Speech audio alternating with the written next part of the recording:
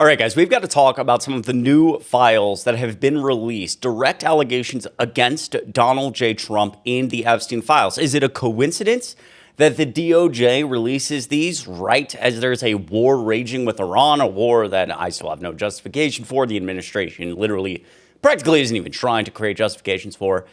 Is it a coincidence? I don't know. Some politicians like AOC have pointed out it does seem like every single time, or there's at least a correlation, I should say, that every single time a lot of conversation is going on around the Epstein files, every single time something happens with the Epstein files, correlates with Donald Trump doing something that maybe is meant to distract. I don't know. You can let me know in the comments down below. But we've got to talk about some of this because it is absolutely heinous. It is heinous stuff. It's important that everybody knows, and it's important that people stay focused and are talking about this. Before we get started, though, really quickly, my name is Chris Mowrey. I do a daily episode here on the Adam Mockler channel. You guys have shown so much love and support lately. Truly, I appreciate it. It'd mean a lot if you go right down below. Make sure you subscribe to Adam Mockler, hit a like on this video, and one last ask. It would mean a lot if you check out my YouTube channel, which is also right down below. I do want to point out one more thing before I get started. I was scrolling Reddit today, as one does, and I saw this in the Adam Mockler subreddit, Chris Mowrey video about Brandon Herrera. Now, I want to be clear, this video has now been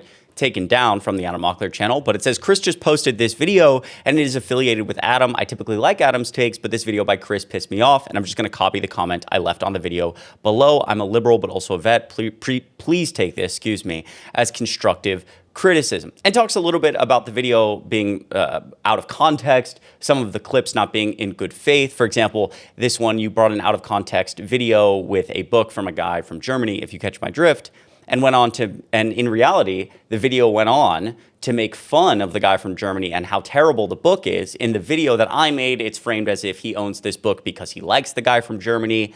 Also brought in a clip with German music, and he says, I'm willing to bet if I go find this video, it will be either a German weapon or used in some World War II history. They're also poking fun at it, etc., etc. It's embarrassing. This is the exact type of video some of my center-right friends would point and claim that liberals are overreacting and soft, do better, or expect the MAGA shitheads to keep winning. And look, I want to say really quickly to Captain Turtle, I really appreciate this comment from the bottom of my heart. I also really appreciate your service. You said you were a veteran.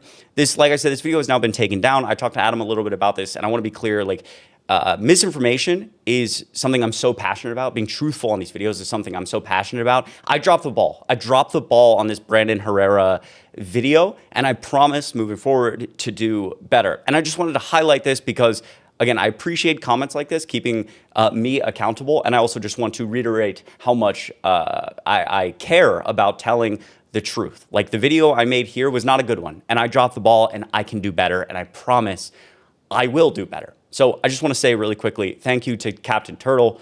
Just wanted to highlight this for everybody on the Adam Mockler channel. We are really focused on stuff like this. We did not do a good job with this video. We will continue to keep up the good fight and be truthful and be the best we can be. I love each and every one of you, and I really, really appreciate your support. So some of the new documents we got, you've probably heard about this, which is a document that the DOJ quietly released after a lot of public pressure. The FBI is interviewing someone who's between the ages of 13 and 15 years old, and goes on in several pages, and it's very intense to read, that directly accusing Donald J. Trump of forcing her to do sexual acts with Jeffrey Epstein. And if we scroll a little bit and we read here, this individual, who's redacted, recalled at least one incident in which Epstein took her off of the island when she was between 13 and 15 years old. He drove her and or flew her to either New York or New Jersey. She was, quote, introduced to someone with money. It was Donald Trump, end quote. Blank and Epstein were with others, to include Trump,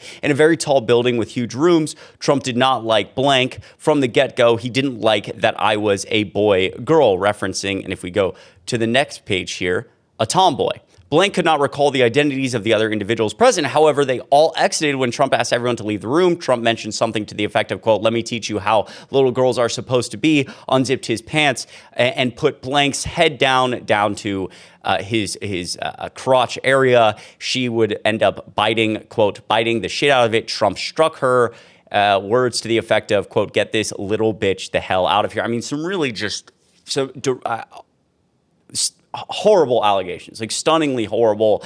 The DOJ releasing this after some pressure, being like, oh, sorry, we forgot to mention the fact that the president of the United States has been directly accused, and the FBI interviewed someone directly accusing Donald Trump of trying to force an individual between the ages of 13 and 15 years old to perform sexual acts on him with Jeffrey Epstein. We also have this document from 2021 that I started the video with, appears to be the same individual going back to the FBI and wanting to know why something wasn't being done in regards to the information that she had provided about Trump. Blank expected things to come out by now regarding Trump, and Blank had a friend in Florida who used to see Jeffrey Epstein and Donald Trump together all the time and stated Trump was, quote, Trump was actively recruiting girls. Take a listen to this clip from MS Now. The Trump Justice Department has just uploaded new FBI documents missing from the initial releases of the Epstein files. Right now, MS Now is pouring through these new files. We are taking our time to make sure we get it right, and we want to be careful on what we report on air. Here is what we can tell you right now. 3 of these documents are FBI 302 memos, notes that FBI agents used to summarize witness interviews. These notes contain unsubstantiated sexual assault allegations against Donald Trump. Specifically, they detail an unsubstantiated account of a woman who accused Donald Trump and Jeffrey Epstein of sexually assaulting her decades earlier when she was just a teenager. One of the new documents reads in part, quote, Redacted was asked whether she felt comfortable detailing her contacts with Trump. Redacted again asked what the point would be of providing the information at this point in her life when there was a strong possibility nothing could be done about it. I mean, it's so tragic. It's so tragic. It's so sad. The survivors of this deserve justice, and there is a clear cover-up going on at the Department of Justice. Again, the files don't exist, the files are on Pam Bondi's desk. I'm going to release them on day one, and then actually, the files don't exist. Actually, they're actually a complete hoax. We should stop talking about the files. Who cares about Jeffrey Epstein? Then being forced by Congress to actually release the files after all this public pressure. And then the DOJ still breaking the law. We don't have over 50% of the Epstein files. The Epstein files we do have, they haven't come forward and explained their redactions. People like Donald Trump are heavily redacted when they shouldn't be based on the law. Anybody who's living in reality knows that this is a clear cover-up by the DOJ because Donald Trump was best friends with Jeffrey Epstein. He's protecting his friends who are pedophiles and himself, who is a pedophile. I mean, it's unbelievable. It's truly tragic. Take a listen to this clip. Like, the hypocrisy every single time I listen to this guy now is unbelievable. Listen to this. The savages who murder and rape with impunity must be permanently removed from society. We must not allow our criminal justice systems to be corrupted so that they protect these criminals and animals at the expense of your people. That sounds exactly like what's going on right now. Donald Trump referencing all these other people, that's him. And the DOJ covering it up, because he's the president of the United States, and these places like the DOJ have been filled to the brim with loyalists. The thing is, Hillary Clinton has now gone in and testified, right? Bill Clinton has testified. Why is Donald Trump, not testifying? Why is Melania Trump not testifying? Take a listen to this. In the Epstein files, potentially. I do think in this case, as my colleague Annie Carney says, this isn't Hillary Clinton's first rodeo. She kind of ate Republicans for lunch during the Benghazi hearings, so I don't think this will go very well for them. I think it will be different for Bill Clinton. I was going to say, Kate, that. Yeah, exactly. Not her first rodeo, and Republicans trying to, hyper politicize this and make Hillary and Bill Clinton testify, which they're happy to do. They go in, they testify, right? Hillary Clinton knows what she's doing, but it's like, okay, now we've set this precedent. It's really interesting. Hillary Clinton has to testify. She never met Jeffrey Epstein. Melania Trump, all the evidence would point to the fact that Melania Trump met Donald Trump through Jeffrey Epstein. That they were introduced to each other through Jeffrey Epstein. One potential question here, just throwing it out there, if she was testifying, Melania Trump, hey, did Jeffrey Epstein take you and introduce you to the president of the United States, your husband? Or is it the opposite? Did Donald Trump come up to you with Jeffrey Epstein and he made the introduction for Trump to you? It's stunning, the hyperpolitization that's going on. It is such a disgrace. And the thing is, while we do this, There's other countries who are actively arresting people in relation to the Epstein files and collecting all the evidence like sane citizens of their countries. Take a listen to this. 2018, Jeffrey Epstein sent an email to an unknown contact regarding Tommy Robinson's release from prison saying, "Good work. Welcome to episode 8 of Epstein and Britain." Now, you may have noticed during this series that Epstein and his billionaire associates had a fondness for the far right and movements like Brexit. When Epstein became active in the 90s, the British far right was a political dead end. Groups like the British National Party, led by John Tyndall and later Nick Griffin, dominated the scene, alongside violent neo-Nazi factions like Combat 18, but they never got above a single local council seat. The Epstein class needed assets that could wear a suit and parrot a specific global agenda. And that shift happened in 2009 with the creation of the English Defence League. Stephen Yaxley Lennon, operating as Tommy Robinson, provided the megaphone on the streets, but the financial and strategic engine operating behind him was Alan Ayling, a City of London millionaire. Ayling publicly documented his strategy. To gain real power, the UK far-right had to align with international counter-jihad networks. And following this exact blueprint, the EDL began flying Israeli flags at their demonstrations. And in 2010, the group launched an official Jewish division, directed by Roberta Moore, a woman with documented links to the Jewish Defence League, a right-wing extremist group in the United States. Simultaneously, other members of the British right made a parallel pivot.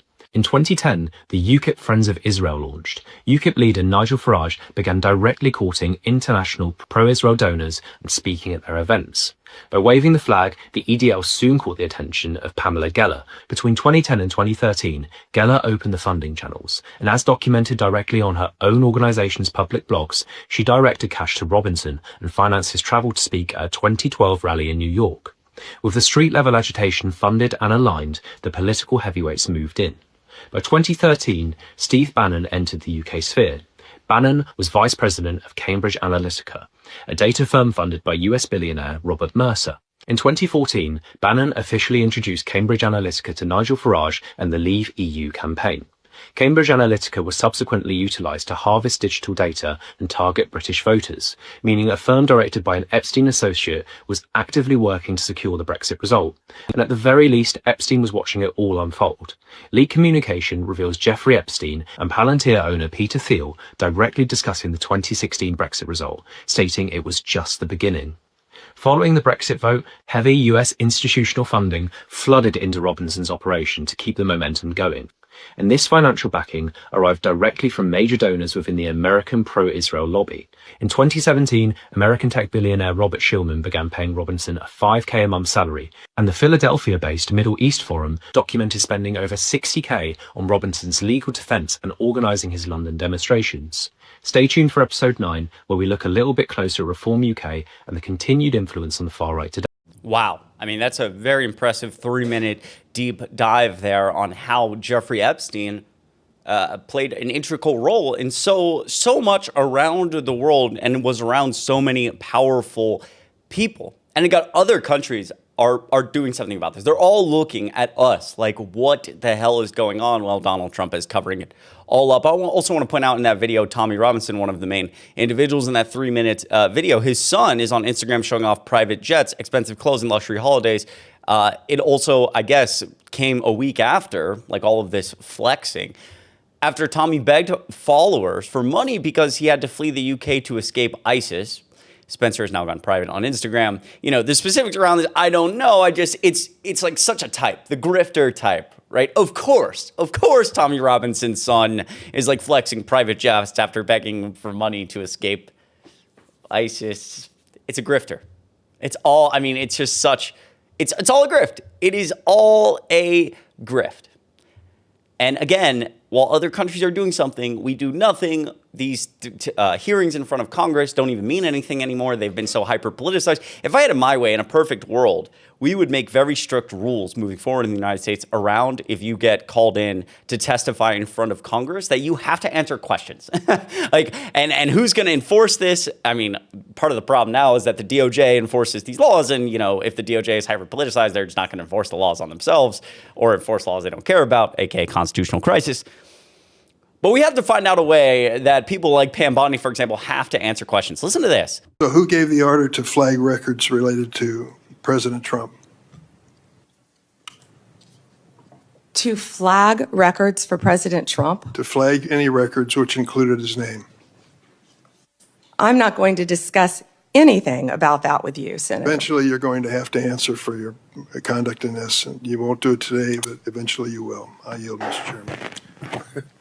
Yeah, well, number one, yes, she will. All of these people will have to answer for these crimes eventually. We're going to keep pushing one day at a time. Make sure you're registered to vote, by the way, for the midterms. And I say in 2026. It is 2026. Make sure you're registered to vote.